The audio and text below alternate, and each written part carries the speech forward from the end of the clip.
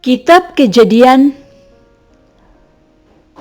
bab 44 ayat 1 sampai dengan 34. Piala Yusuf hilang dan didapati, Yehuda membela Benyamin. Sesudah itu diperintahkannyalah kepada kepala rumahnya, isilah karung orang-orang itu dengan gandum, seberapa yang dapat dibawa mereka, dan letakkanlah uang masing-masing di dalam mulut karungnya. Dan piala perak itu taruhlah di dalam mulut karung anak yang bungsu, serta uang pembayar gandum juga. Maka diperbuatnyalah seperti yang dikatakan Yusuf.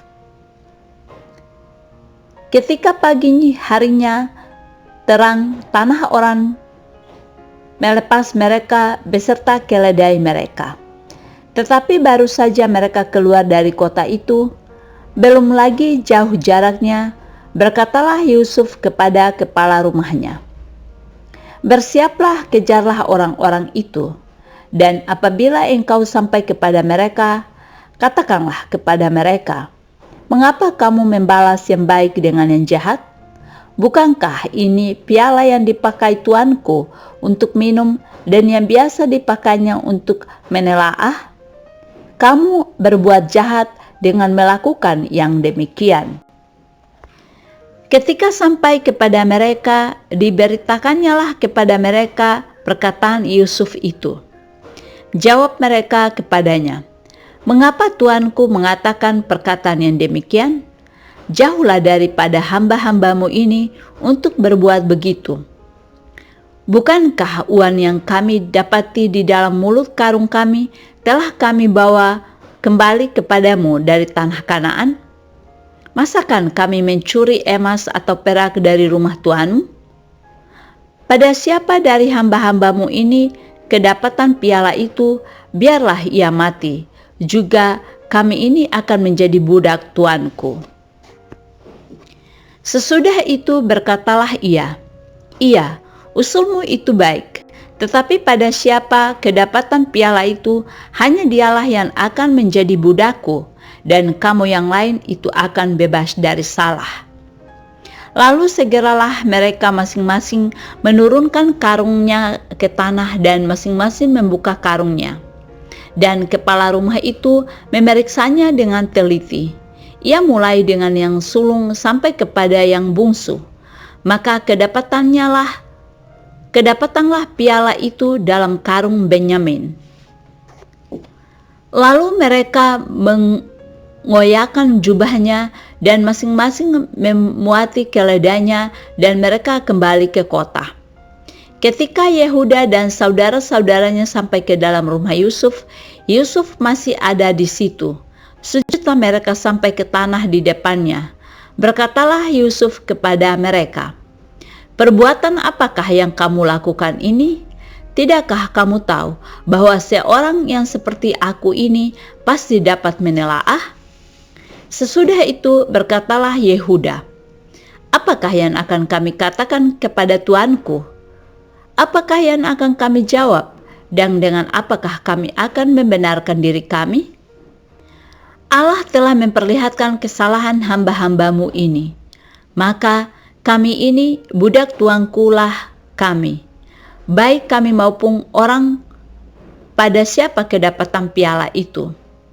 Tetapi jawabnya, "Jauhlah daripadaku untuk perbuatan demikian. Pada siapa kedapatan piala itu, dialah yang akan menjadi budakku. Tetapi kamu ini pergilah kembali dengan selamat kepada ayahmu." Yehuda membela Benyamin. Lalu tampillah Yehuda mendekatinya dan berkata, "Mohon bicara tuanku.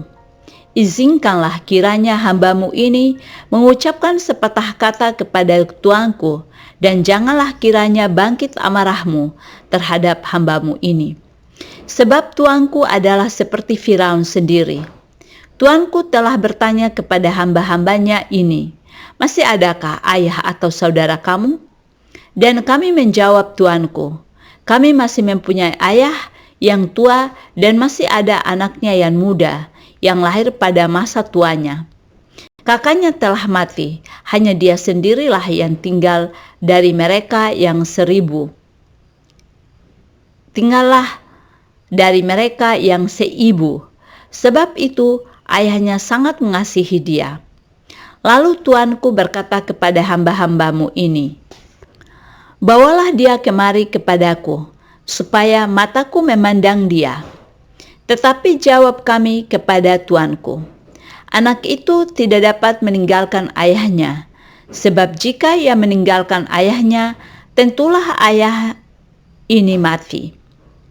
Kemudian tuanku berkata kepada hamba-hambamu ini, "Jika adikmu yang bungsu itu tidak datang kemari bersama-sama dengan kamu, kamu tidak boleh melihat mukaku lagi."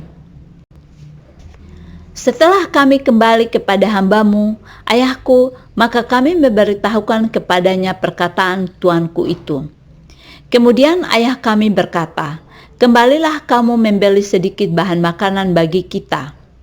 Tetapi jawab kami, "Kami tidak dapat pergi ke sana jika adik kami yang bungsu bersama-sama dengan kami, barulah kami akan pergi ke sana.